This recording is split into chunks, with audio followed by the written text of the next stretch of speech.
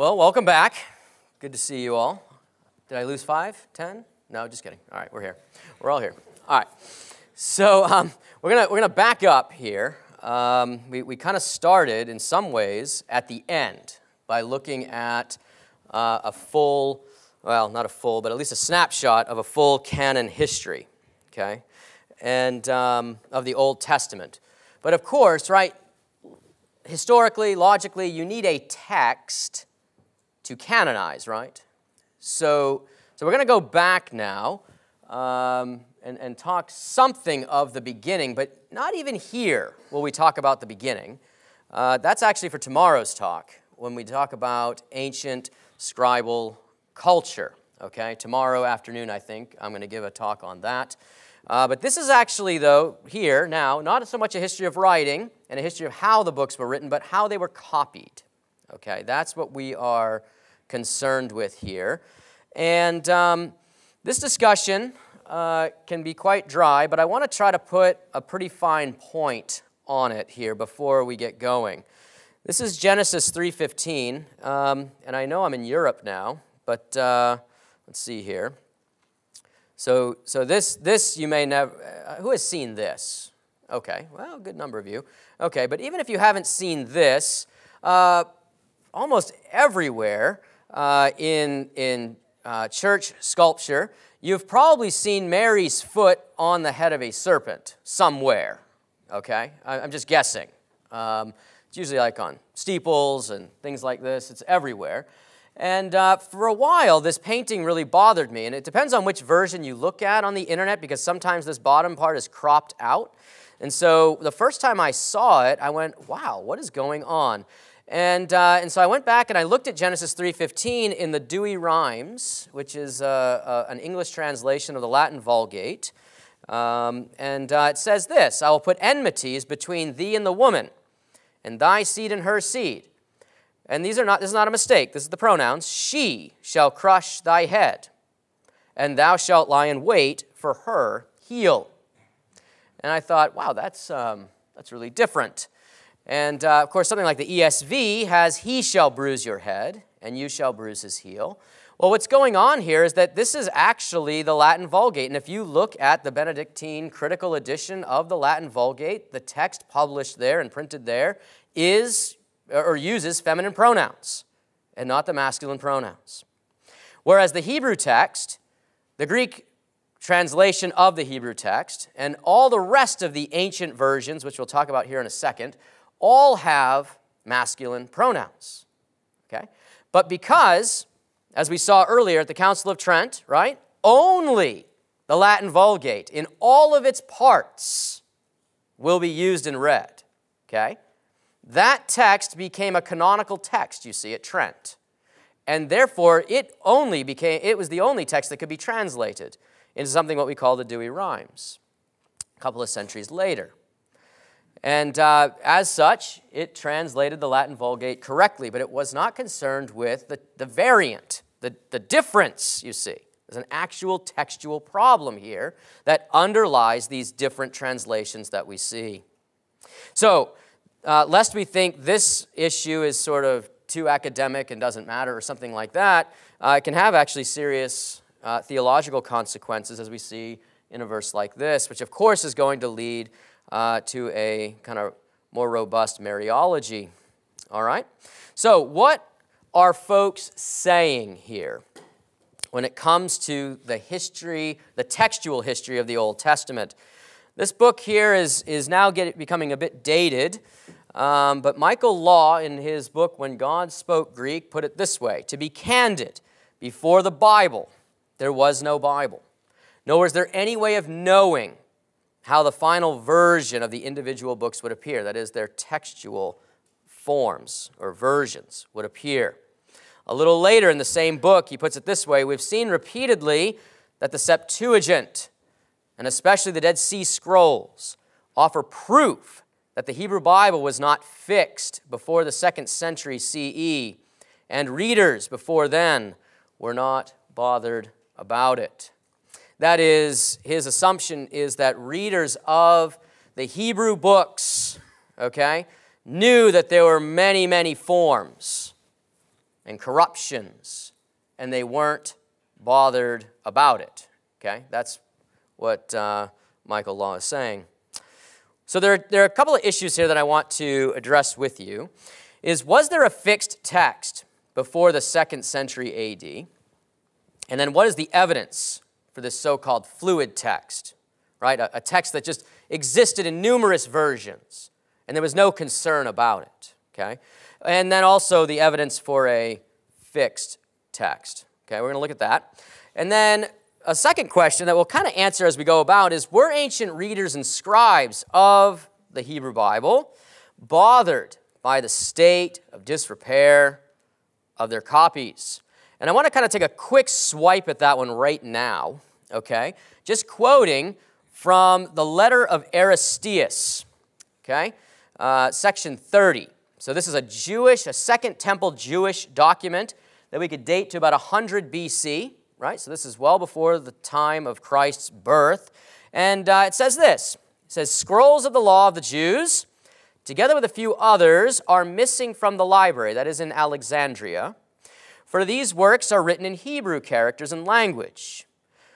And then catch this. But they have been copied somewhat carelessly, and not as they should be, according to the report of the experts, because they have not received royal patronage. Now, from this, what Demetrius is doing here is he's requesting from the temple in Jerusalem to send down an accurate copy of the Hebrew law, or Torah. See what I mean? So they actually have in their mind, right, quite firmly fixed, that the copies in Alexandria have been copied carelessly and not as they should be.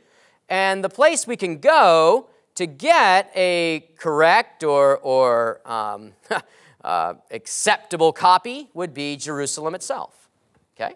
And I don't know if you guys know the rest of the story, but they send a letter, and Eleazar, the high priest there, answers affirmatively, I'll send a copy of the law that can be translated into Greek with 72 translators. Okay, and we'll talk more about this Septuagint story in a moment. But right now, what should be very obvious is that in Neanderthal times, okay, they actually recognized a good copy from a bad one. Do you see that? That's really, really clear to me. And so they were bothered about this, right? Because not much has changed about humanity, all right, over the millennia, okay? There's still a sense of what's correct and what's not quite right, all right? And that's what I think is captured here in the letter of Aristeas. So, and I'm going to show you some other examples where Jewish scribes certainly cared about carefully copying the manuscripts. Now, what is the evidence we use to put together a textual history of the Old Testament? Well, maybe most obviously, we use something called the Dead Sea Scrolls, okay? The 3rd century. These documents date from the 3rd century BC up to the early part of the 2nd century AD. Okay, we're going to say a lot about those in this presentation, so I'm gonna kind of let it stand there. Something I won't say much about past this slide is the Samaritan Pentateuch. And notice the dates on this. I've given 2nd century to 1st century BC. That's when we think the Samaritan Pentateuch originated, okay? Something about this Jewish commander named John Hyrcanus. This is during the Maccabean Revolt. John Hyrcanus, about 110 BC, rolled up into the shrine in Samaria on Mount Gerizim, and he leveled the temple, the Samaritan shrine there. And as you can imagine, that didn't win him friends, and it allowed him no more influence over them. And Samaritans and Jews had a final parting, okay, at that point. And so we can definitely say the Samaritan Pentateuch probably had begun before then, but certainly by 110 BC, the Samaritan Pentateuch is now separated from kind of the mainline Jewish Pentateuch or Torah. Does that make sense? Okay? All right. And again, something about this story, right, of course, is fascinating to even us Christians who read John chapter 4, right, where Jesus had to go through Samaria. Yeah?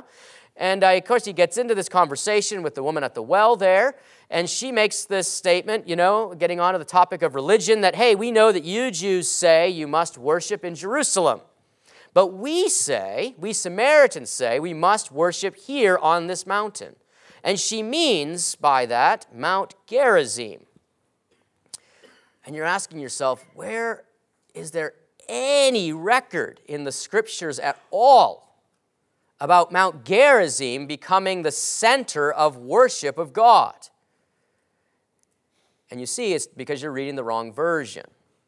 But in Deuteronomy 27, verses 3 and 4 of the Samaritan Pentateuch, when the Israelites enter the land, in Deuteronomy 27, they are to set up the first altar in the land on the top of Mount Gerizim, not Mount Ebal, in the Samaritan Pentateuch. So the woman at the well actually knows her Bible pretty well. Okay? Interesting. Now, the Samaritan Pentateuch has a number of what we're going to call updates or revisions. Okay? And what's interesting is scholars are agreed on this, is that all of the revisions that go into making the Samaritan Pentateuch, they're all based on this other text I'm going to talk about here in a minute called the Masoretic text. Okay? What that means is that the Samaritan Pentateuch actually attests to the relative antiquity of the Masoretic text. Because if the Masoretic text is the base text that Samaritan scribes used to make their revisions upon, right, to create what we call the Samaritan Pentateuch, that shows then that the Masoretic text is far earlier a text, an older a text, than the Samaritan Pentateuch. Okay, I hope that makes some sense. The Masoretic text here, this text on the right, I've put question marks because that's really the main part of this topic. How old is this?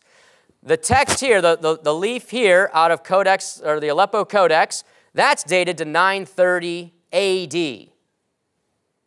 Okay? Relatively young, yes? Yeah. 930 AD. This text has consonants, Hebrew consonants, and also Hebrew vowels, points and dashes.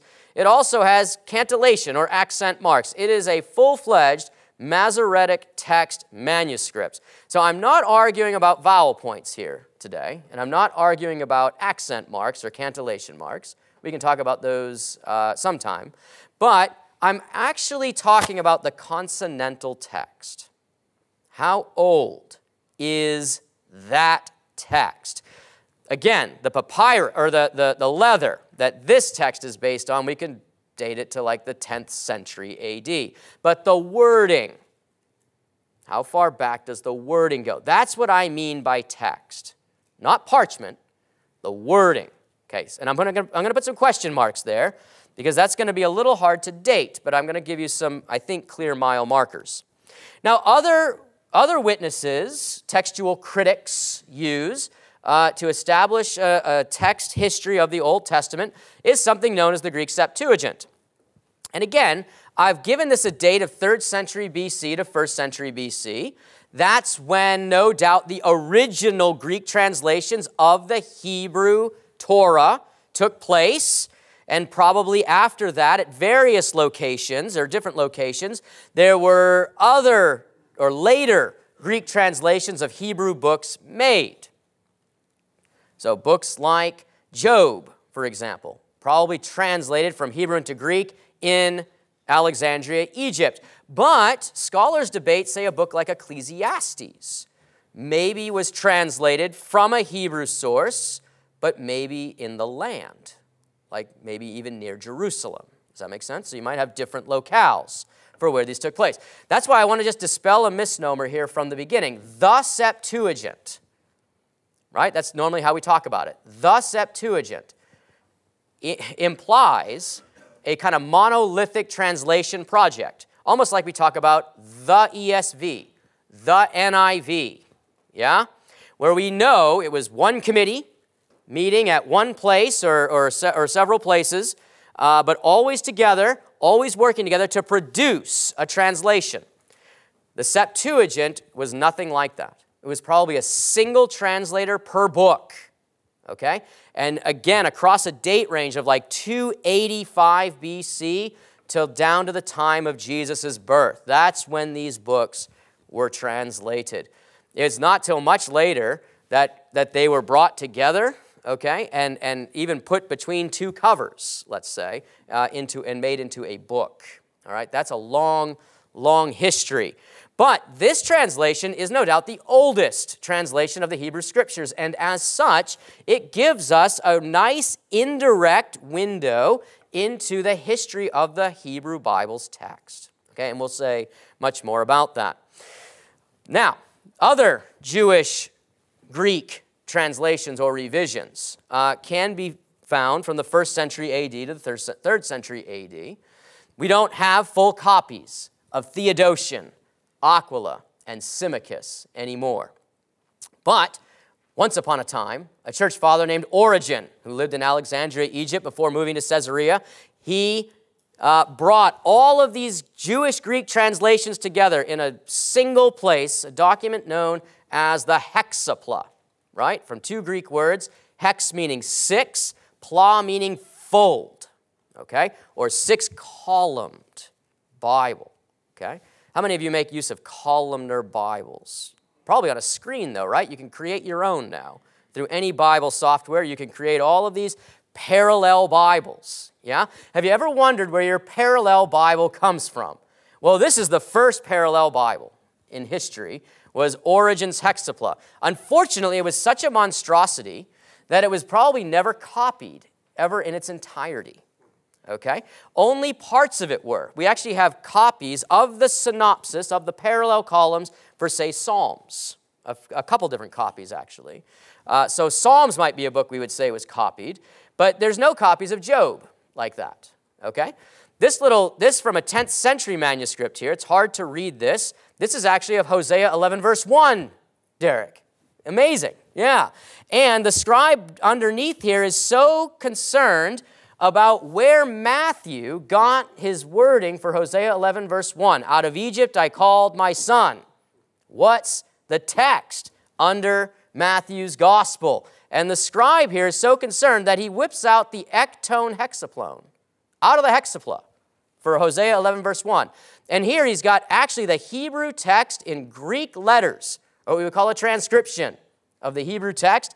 And then he's got translations by Aquila and Symmachus, the 70, or the Septuagint, and the final column here is Theodotion. And interesting, spoiler alert, he concludes that Matthew does not read the Septuagint version of Hosea 11, verse 1, because that has something about children being summoned. Rather, he says something about Aquila and Matthew translating the same Hebrew text that has, out of Egypt I called my son. Isn't that interesting? So, even by the 9th, 10th century AD, and that could be from earlier, but the manuscript's dated to the 10th century, that's kind of interesting that the Hexapla already exerts some influence there. Okay, so these are very important sources. They go back to the time of Jesus and the apostles, okay? In fact, let me just give you one more quick example here. In 1 Corinthians 15, verse 54, Paul quotes Isaiah 25, verse 8. And he doesn't quote it according to the Septuagint. He doesn't quote it even according to the later Hebrew vocalization. Rather, he quotes, death is swallowed up in victory, you know this verse, from the version of Theodotion, okay, which was a prominent Jewish Greek version floating around in the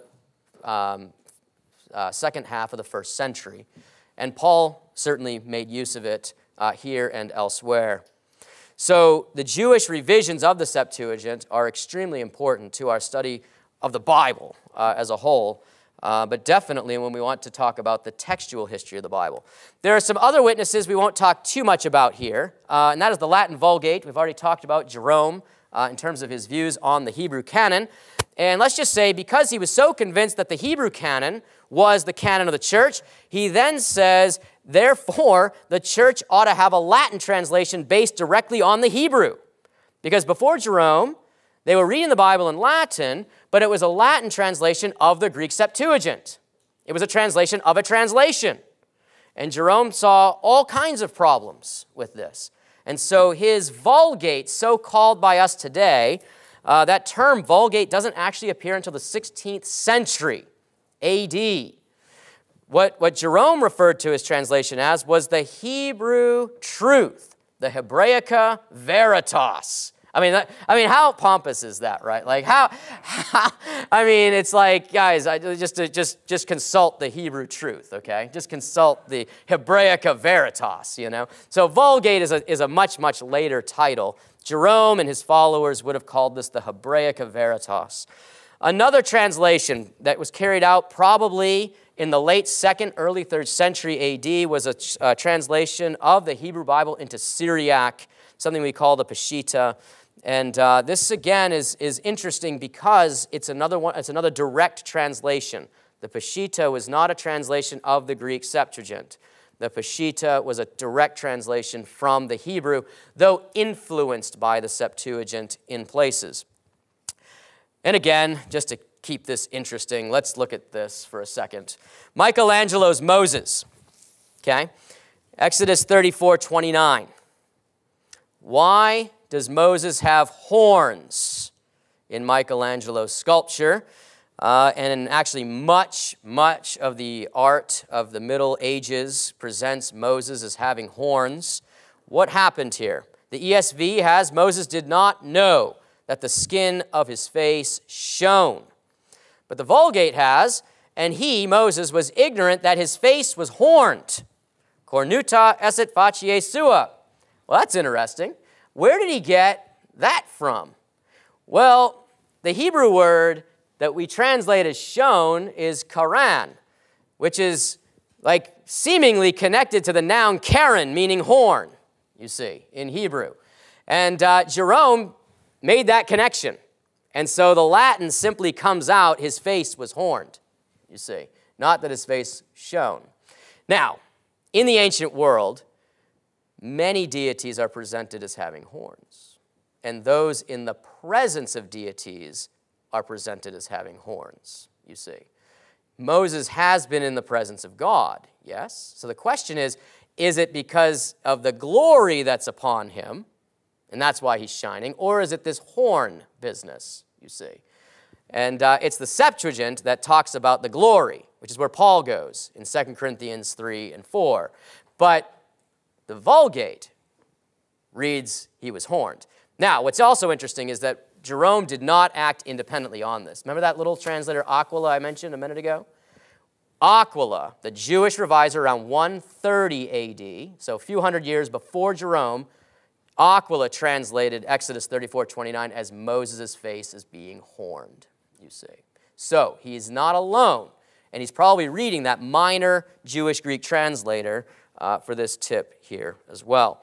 So ancient versions, I don't know how to underscore this enough. Ancient versions are crucial, not just for the exegesis of the text, which is what we've been talking about, but also for the establishing of the text history itself. Do you see? We're going to use these ancient translations to actually show us something about the Hebrew text underneath. Another period, this is the so-called silent period of Hebrew copies. There are only a relative handful of texts. There's a few more than on this slide. They're all in the book, Scribes and Scripture, if you want to see the full table. But this is the main list of Hebrew Bible manuscripts from the 3rd century AD to the 8th century. That's not a lot of copies, hence the silent period. Okay?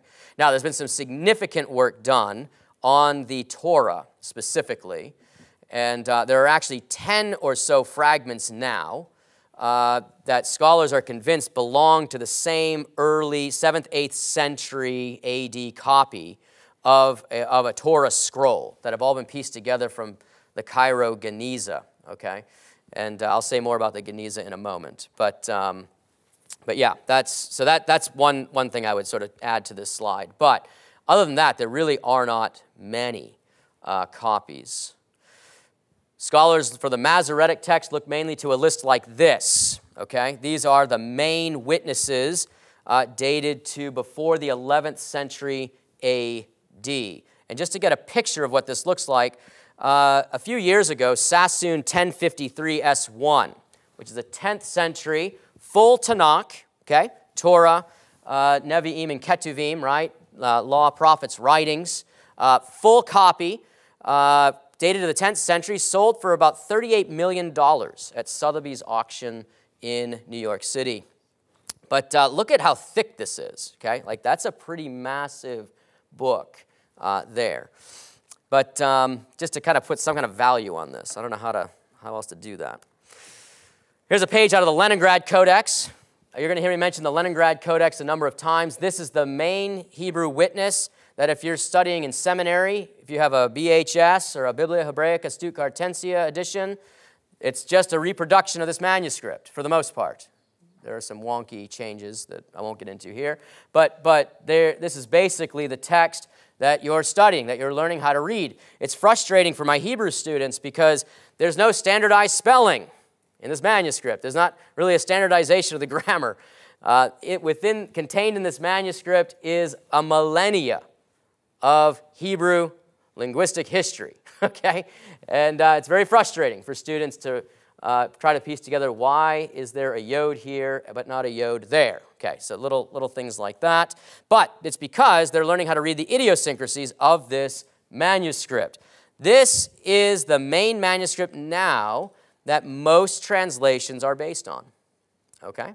It's a pristine copy of the entire Hebrew Bible dated to 1008, according to its little notation at the end.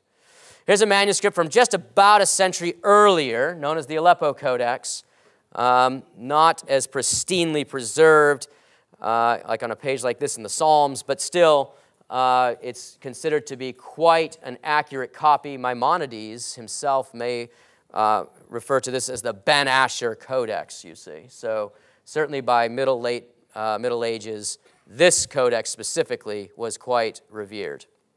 More about it in a moment. The point of this talk is to talk about how early does that Masoretic text go back to. I've just given you the Leningrad Codex, the Aleppo Codex from about 1000 AD. But how far back does the wording go in those manuscripts? Well, to do that, we're going to talk a little bit about indirect evidence for the Hebrew text before going into some more direct evidence. But the indirect evidence usually begins here with something known as the silver amulet from Hetef Hinnom. And here we have a text written in what we might just call Proto-Hebrew or ancient Hebrew script here, and clearly resembling the text of Numbers 6, 24 to 26, right? May he or she be blessed by Yahweh, the warrior and the rebuker of evil. May Yahweh bless you, keep you. May Yahweh make his face shine upon you and grant you peace. Right? It's one of the only places, really, in the entire Bible where the divine name is used 3 times in such quick succession. Okay? And so when this amulet was first discovered, as the story goes, they took it to a rabbi, and the rabbi said it must be from the Aaronic blessing because that's the only place in Tanakh where the divine name shows up 3 times like that in quick succession. Okay? So pretty interesting. But looking at this now, right, would we say this is a Bible manuscript? No, we would not. This is a piece of jewelry. And it's got the Aaronic blessing on it. Who wouldn't want to walk around with the Aaronic blessing on? You know what I mean? Who wouldn't want that? And I think that's what's going on here. But I bring this up because this is the earliest evidence to anything remotely biblical. Okay? And scholars usually date this to the 7th, 6th century BC. Okay? So it starts there. But what about some more indirect evidence? And we could talk a long time about temple texts and Hittite treaties and this sort of thing, but I'm just going to give you one example of what ancient custom and ancient practice was.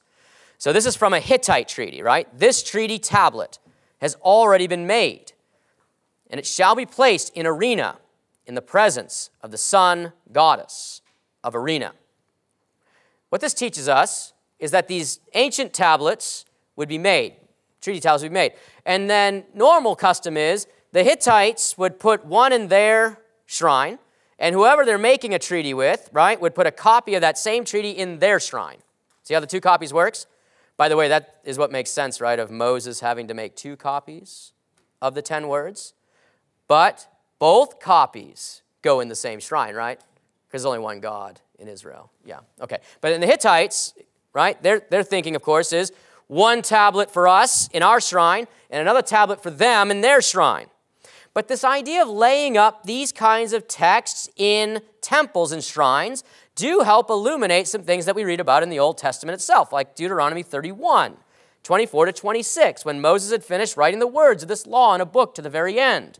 Moses commanded the Levites who carried the ark of the covenant of the Lord, take this book of the law and put it by the side of the ark of the covenant, which was, of course, in the tabernacle or the shrine, yes? Yeah. And so what we can see here then, right, is that the temple and the tabernacle before it kind of functioned a little bit like an archive, okay? And you could actually put Israel's national and religious works in the shrine itself. And this continues on through the entire history. 2 Kings 22:8, and Hilkiah the high priest said to Shaphan the secretary, I have found the book of the law in the house of the Lord. And Hilkiah gave the book to Shaphan, and he read it. See that? They shouldn't be surprised. This is where the documents were laid up. All the way down to Josephus, who references temple texts. In Jewish War 7, he says, the spoils in general were borne in promiscuous heaps, but conspicuous above all stood those captured in the temple at Jerusalem. And then he gives a whole long list of everything the Romans were taking out of there. And he says, after these, and last of all the spoils, was carried a copy of the law of the Jews. And I take him at face value there, okay? Because the books were simply laid up in the temple, okay? So pretty much for the entire history of the Jewish people, there is a record of the book of the law being kept in the shrine. And this is not something that Israel did uniquely. We looked at the Hittites, but we could look at the Egyptians, we could look at the Mesopotamians. They all did the same thing, okay? So much so that, scholars like Carl van der Toen argue that the center of all scribal culture in the ancient Near East was the temple itself, okay? And so, although we don't have copies of Israelite texts, Jewish texts from this early period, the question is, how do we have anything at all? How do we have anything at all? And it seems because these texts were copied and curated at a centralized location, right? Pretty much through all of Israel's history. So, I depend on that for how we get to here, okay? The direct evidence for the Hebrew text itself. Now here, we're actually able to start kind of assigning place names to where manuscripts were found, okay? And there were some 20 biblical scrolls or fragments of biblical scrolls from other sites other than Qumran, okay? So sites like Wadi Mirabaat here on the west side of the Dead Sea, or Wadi Sedeir, or the Cave of Horrors, Nachal Hever, or the fortress down at Masada. All these different places yielded fragments of biblical books. Now what's interesting is, though there are only some 20 fragments of books, all we know from their text is that they agree with the later Masoretic text from 1,000 years later. You see what I mean? Hence this little proto here now in front of MT for Masoretic text. Does that make sense? The manuscripts I showed you from 1000 AD are called Masoretic manuscripts. These 20 biblical scrolls, and we're going to look at one in particular of the Psalms here in a moment, they agree with that later Masoretic text letter for letter. And there's about 1,000 years of copying in between them. Make sense? Okay, more on that in a moment. There are other scrolls found at Qumran. In fact, this is what I find this is what makes it kind of makes it into our news outlets. Okay, some 210 biblical scrolls from Qumran. Of these 210, not all agree with the later manuscripts. Okay, and we're going to look at why in a moment here. But before that, let's talk a little bit about, yes, Masada here, the fortress, looking over the Dead Sea here, the southern part. From Masada yielded a text like this and a few others. This is Psalms 81 to 85, usually dated to kind of the latter half of the 1st century BC. Everything found at Masada, the Ezekiel scroll, the Psalm scroll, all of it reflecting the Masoretic text from 1,000 years later. Again, from Qumran, these caves here on the northwest corner, this location with its caves, caves 1, 4, and 11. There's like 12 caves now, I guess, though cave 12 didn't yield any documents. But caves 1, 4, and 10, and 11 yielded copies of biblical books, okay? And beyond just Hebrew copies from the Dead Sea Scrolls, the site known as Nahal Hever, the Cave of Horrors, also yielded fragments of Greek translations or copies of Greek books, but very interesting Greek books. So here's Micah, a section out of Micah, and everywhere the divine name is used, so Yahweh, right, Yod, Hey, Wow, Hey, everywhere that's used is actually found in this Proto-Hebrew script, you see. So this is kind of interesting evidence for were they pronouncing the divine name when they came to reading this text, you know what I mean? Because most Greek manuscripts just have kurios, right? The name for Lord, or the word for Lord. But here, it's not even the normal square script of Yod, Hey, Wow, Hey that you might expect in the 1st century BC, but rather it's the tetragram written in Proto-Hebrew letters. May add to the evidence that they weren't really pronouncing the name even at this time, okay? Can't imagine anyone reading that. I'm surprised they had someone specialized enough just to write that in there at each place. Because again, this is a Greek document, okay, of Micah, and then all of a sudden you hit the divine name, and it's not just the Hebrew of the day, it's even an archaic Hebrew script. So, a quick summary then of the Dead Sea Scroll evidence. Everything found at the non-Qumran sites, so not like Masada or Nahal Hever, was copied conservatively and agrees with the Masoretic text. Qumran text, copied not as conservatively and often freely. I'm going to talk about freely here in a moment, because that's important to nail down. And then these later Greek translations and revisions of the Septuagint also reflect the use of that conservative proto-Masoretic text. But what about the MT itself, okay? First of all, how many manuscripts are there? Well, basically, there's no certain figure. But in the late 19th century, when scholars were exploring the old synagogue in Cairo, Egypt, they stumbled upon a massive geniza, or storeroom, okay, up in the top of the, or in the back, sorry, of the synagogue. And that yielded some 24,000 biblical fragments from Cairo, okay? That's a lot of manuscript evidence from one place.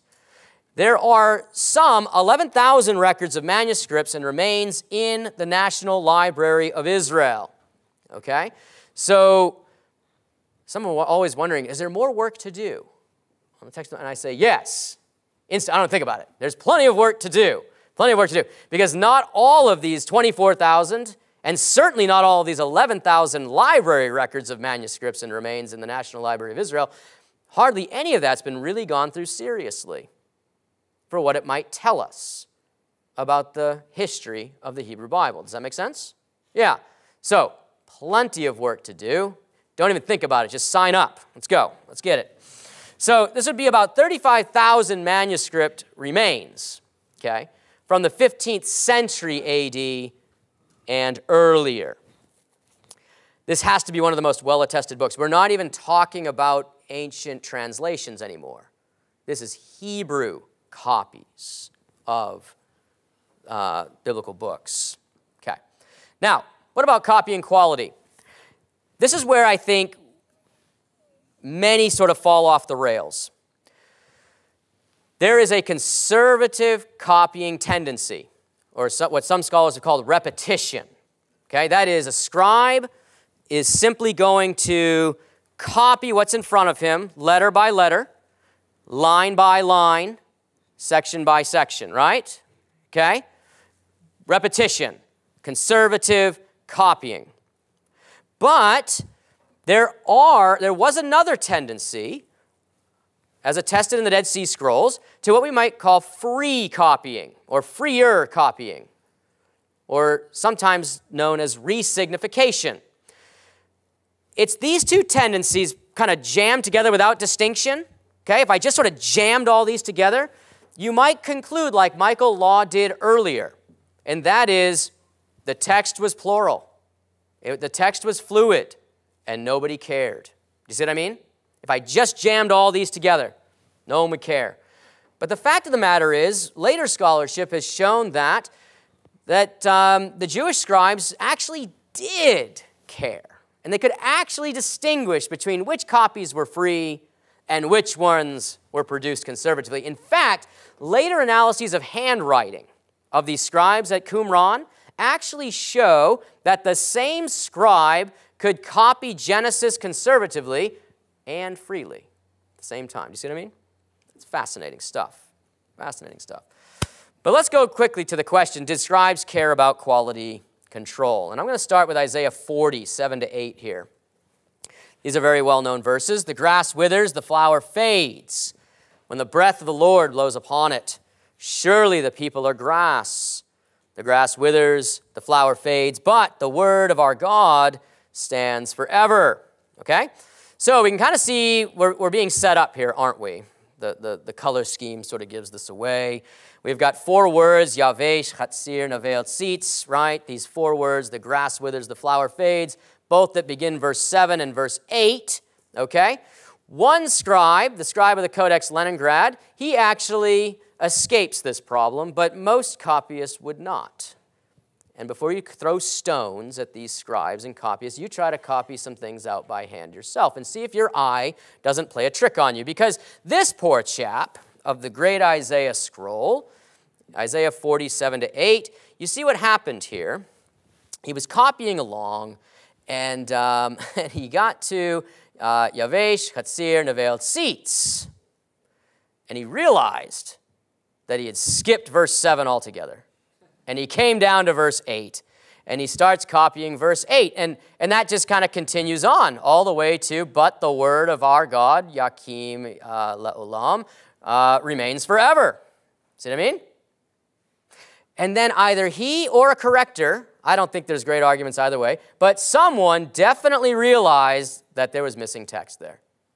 Because what happens is they actually supply all of verse 7 up here between the lines, and down the margin, you see. All of verse 7 is actually included in this copy of Isaiah 47-8. But we can see, right, how this happened. Because if it looked like this, your eye is naturally going to skip to the second instance of this. And that's a whole lot of intervening text that is omitted. But that's not 2 different versions of Isaiah, is it? No, that's just a silly scribal mistake. Do you see what I mean? But it looks like a big difference. And yeah, so let's leave it there for this time, for this example. Here's another one where the scribe doesn't correct the mistake, but textual critics later do. Here's King David's parenting in 2 Samuel 13, 21 and 22. The ESV reads, when King David heard of all these things, he was very angry. But Absalom spoke to Amnon neither. In the footnote to my ESV, these changed, so I got to be careful. I think the online version still has this footnote. It reads this, Dead Sea Scroll and Septuagint add, but he would not punish his son Amnon because he loved him, since he was his firstborn. Well, that's interesting, right? Okay, well, let's see what happened. Here's 2 Samuel 13:21 in the Aleppo Codex. Okay, there's the text. When King David heard of all these things, he was very angry, but Absalom did not speak, right? That's the way the ESV reads. Well, in Codex Vaticanus from the 4th century, 2 Samuel 13:21 has, and he did not vex the spirit of Amnon, his son, for he loved him, because he was his firstborn. Scholars have known about Codex Vaticanus for a long time. but there was always just a little bit of a nagging doubt as to whether there was a Hebrew text underneath it. Or did some translator add the motive or the reason for why David didn't discipline his son? Well, again, in 1947, the Dead Sea Scrolls were discovered. So they're not even 100 years old yet. But in the fourth cave, in the Chief Samuel scroll, known as 4Q Samuel A, you get to 2 Samuel 13:21, and you have just enough evidence to show the longer text. He loved him because he was his firstborn. Does that make sense? What this did was give scholars a little more confidence that there's something else going on here. And when you actually put the text side by side, what you see is that same I-skip mistake in play in this text, because it's based on this wallow here that occurs in both the beginning of verse 8, the end of verse 8 and the beginning of verse 9. And it looks like the Masoretic scribe skipped accidentally from the first wallow to the second. And then all the text in blue is accidentally omitted, you see. So anyways, that's not just let's go to the Dead Sea Scroll. It's let's look at the earliest evidence, yes, but then let's posit the mechanism for how the scribe made the mistake. Does that make sense? This is not two versions of Samuel. This is the result of a silly scribal mistake. Now, the later scribe does not catch the mistake. This is where textual criticism is important. And textual critics have to battle out what is the earliest text. And then a translation committee like the ESV or the NIV has to then decide which text are we going to translate. Are we going to translate that Masoretic text, even though it simply has a known corruption, which they have now noted, by the way, right? It's in the footnote. You should watch the ESV, because usually what ends up in the footnote oftentimes winds up in the text eventually, okay? And then the text will come down to the footnote. So I think that's what's going on there. But anyways, here, I think we probably should translate the longer text. And that actually solves a literary problem as well, because it's like, David, what are you doing? Or why are you not doing this? Well, he loved his son. And dads can get that to some degree.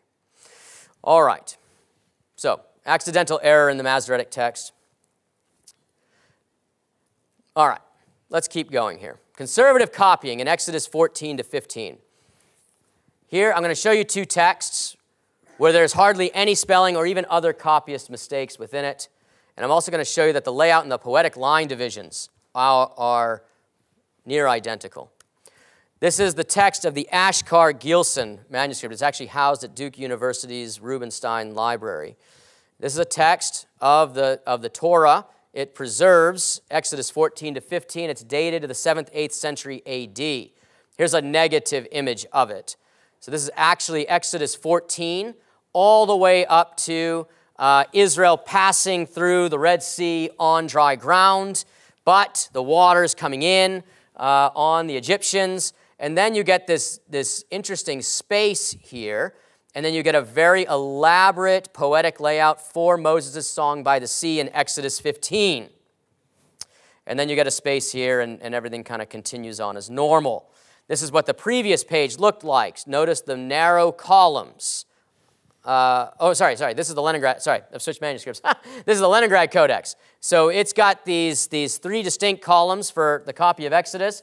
When you turn the page, you wind up with those 5 lines distinct, the space in between, and then the same exact layout of Moses' song by the sea.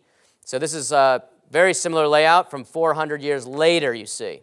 If we took just a zoom in on these top lines here, okay, we're talking about a period of 300 to 400 years copying. But what's interesting is that every one of these lines must begin and end the same way, okay? You can actually see that it begins and ends the same way. You see the space here, the solid line here, with then the incomplete lines here, and on and down this goes. There are no spelling mistakes here in this entire text. It's unbelievable, okay?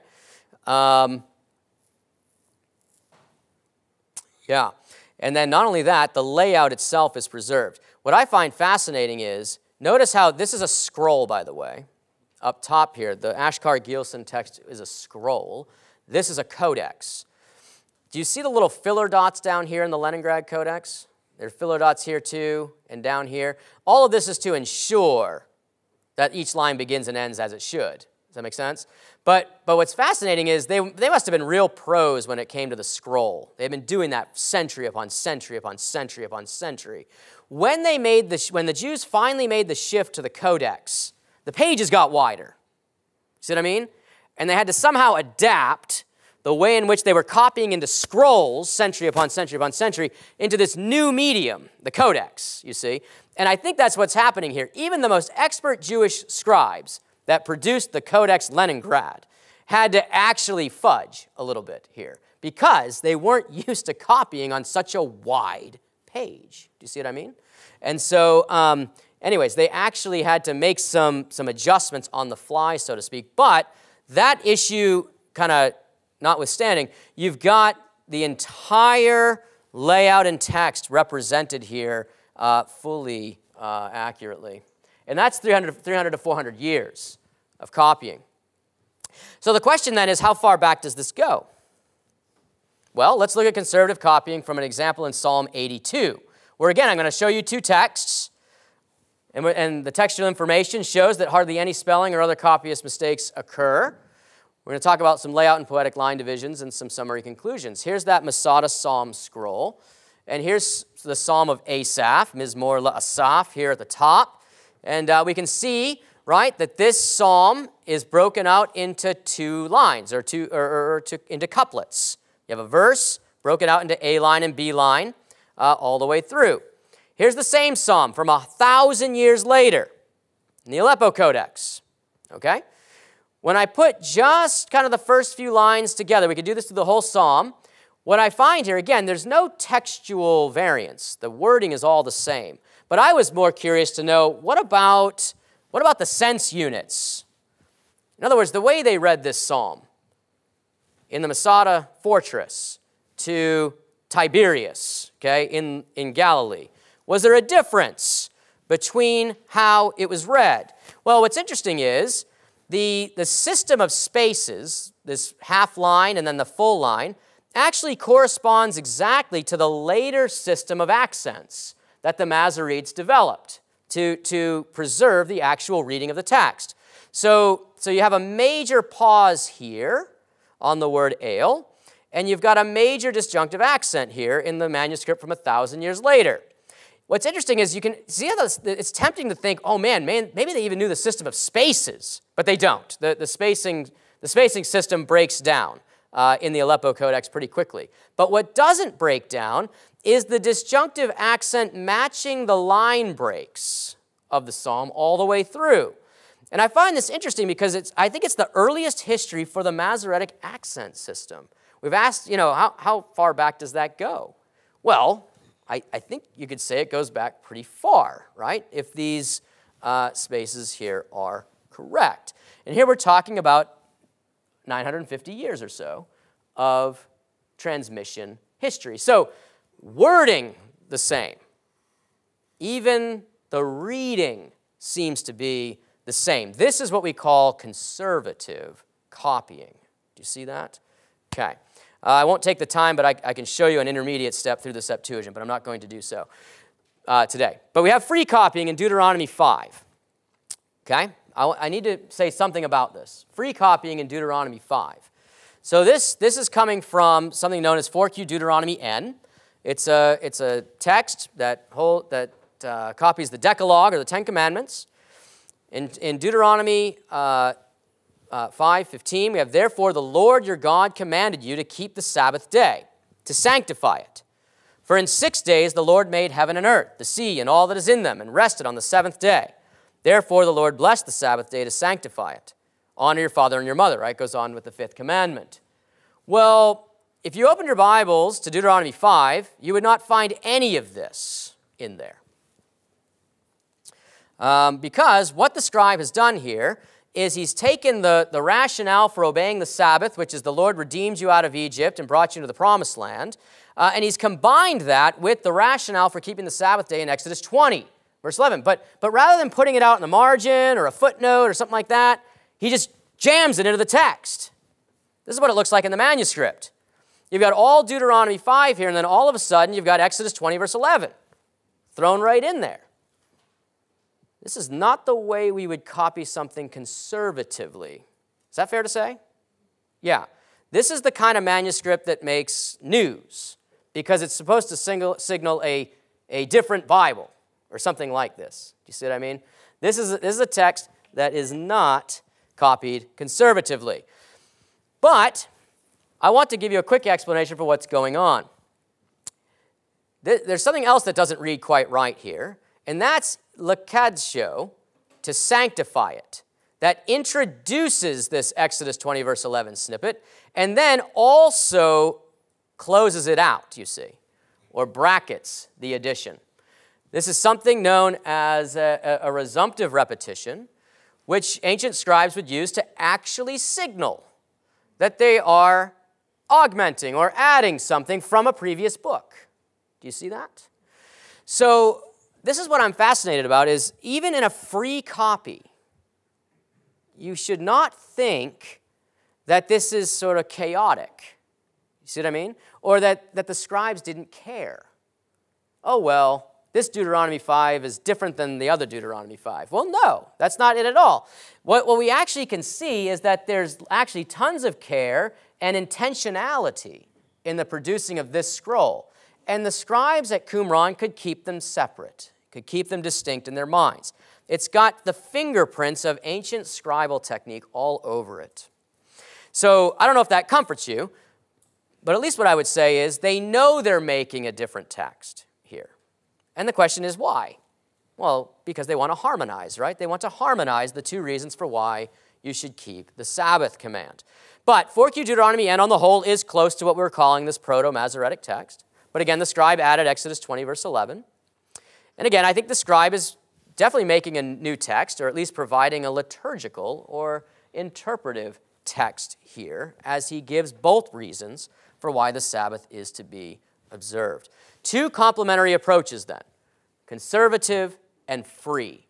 This does not lead to textual chaos or randomness, but rather shows a care for the text expressed in both modes. I think it's fair to say the text was becoming quite archaic by the time that the Dead Sea Scroll scribes worked, okay? And so there was a fair amount of updating of the text going on. And sometimes that updating was just like the spelling of a word, but other times that updating might look like an augmented text like we just saw in order to interpret a text correctly.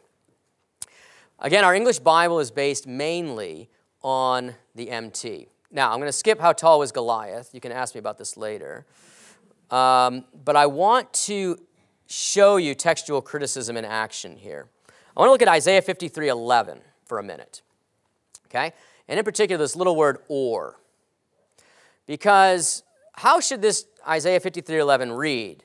Should it be, he will see, semicolon, he shall be satisfied? Or should it read, he will see light and be satisfied? I don't know the way that, how does the Dutch translation go? Anyone know? Without light. Ah, okay, very good. Like our ESV. Yeah. The New International Version supplies the word light. It interprets it. He will see the light of life. Yes. So, but here's the textual breakdown. The Masoretic text, those Jewish revisers, the Aramaic Targum, that Peshitta and Vulgate, all omit the word light or lack the word light. But 3 different Dead Sea Scrolls and the version of the Septuagint all have the word for light in this text. I argue this is an accidental error. But the reason why I would go with the word light is because independent textual traditions contain the word light. Both the version of Isaiah 53 at Qumran in 3 different manuscripts, and the version of Isaiah 53:11 in Alexandria contained the word light. And this is an easy one because the scribe can easily skip from word to word on such a small word like or. So I would argue the text should read, on account of the labor of his life, he will see light and be satisfied. And of course, that's a metaphor for meaning he's going to be resurrected. When one goes to Sheol, you go down to darkness, and you never come back up. You never see the light again. In Job 3, he says, why could I not have become stillborn like one who never sees the light, you see? And here, I think part of the fourth servant song itself, you have a prediction that the suffering servant will see light and be satisfied. He'll be resurrected again. I'm going to quit now because I'm already over time. But the state of our editions, this is important, and I only want to say one thing, and that is the more work that editors do on a book like Job, the more work that editors do, what's fascinating is that the uncertainty of the Hebrew text, that number seems to go down, okay, in terms of percent of the text that is uncertain. So this is just comparing editions that are some, 50 years or so apart.